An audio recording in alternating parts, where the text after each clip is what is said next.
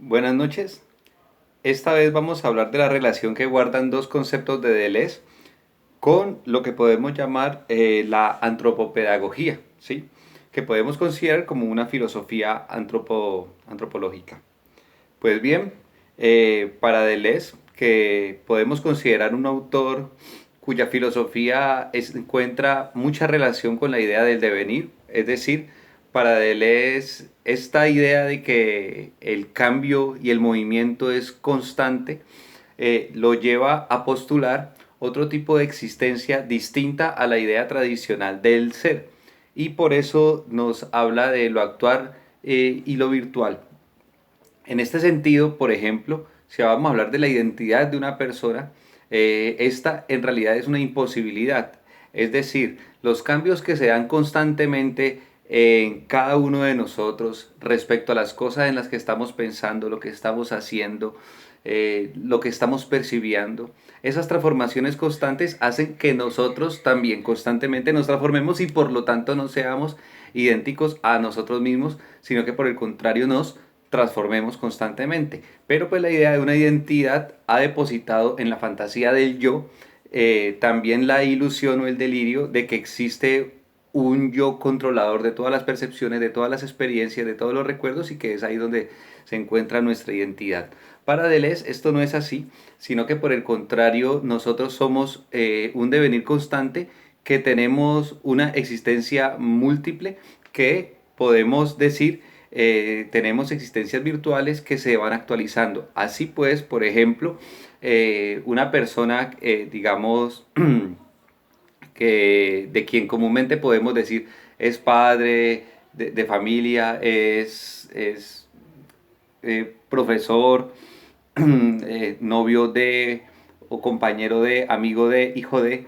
Entonces, digamos, en realidad esta persona no manifiesta todas esas existencias todo el tiempo.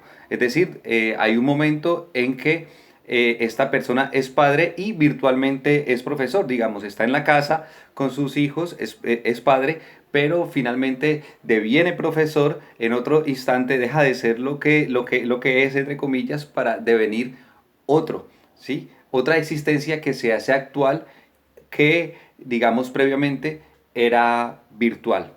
Entonces, si nosotros esta idea de lo virtual y lo actual lo trasladamos al plano antropológico, de la antropología filosófica, entonces nos da la posibilidad de pensar, digamos, desde la antropopedagogía, justamente la posibilidad que no exista ese tal, perdón, ser humano. Es decir, alguien que puede ser humano en el sentido de que puede desarrollar una identidad como tal y por lo tanto estar en él la idea de continuidad, ¿cierto? Que en últimas no es otra cosa que el principio de permanencia reflejado también, digamos, en estas formas de concebirnos nosotros mismos. Pero si por el contrario entendemos lo humano como debe venir, es decir, como una actualización, es una posibilidad, perdón, es una, digámoslo, es una existencia virtual que se actualiza eventualmente, pero nosotros no en todos los instantes somos seres humanos, sino que nosotros también tenemos otros devenires que podemos decir, entre ellos está el devenir animal. ¿Sí?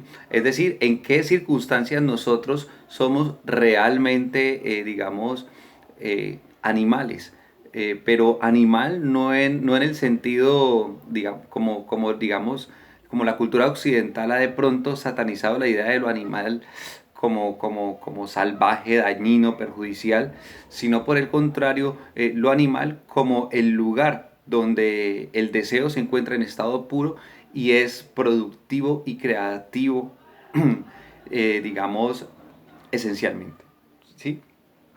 Entonces, esta posibilidad se encuentra justamente en ese otro lado o esa otra cara de la moneda, si lo queremos decir de alguna manera, ¿sí? En esa otra posibilidad de el devenir animal. ¿Sí? Entonces lo animal y lo humano son existencias virtuales que se actualizan, pero hay un interés o intencionalidad dentro de la sociedad que le apunta o que construye un sentido hacia la idea de separación de esa animalidad, de ese distanciamiento, bajo la idea de un humano que permanentemente es humano.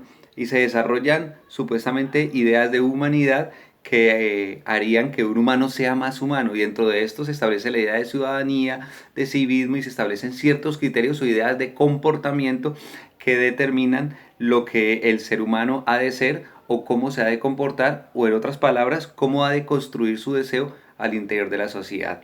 ¿Sí? Pues bien, romper con todos estos lineamientos, con todos estos direccionamientos de la conducta, es lo que hace parte del devenir animal, y por lo tanto la construcción de máquinas de guerra que al interior de una escuela serían escuelas máquinas de guerra. ¿Sí? Esta sería más o menos rápidamente la relación entre Deleuze y la antropopedagogía. Muchas gracias, buenas noches.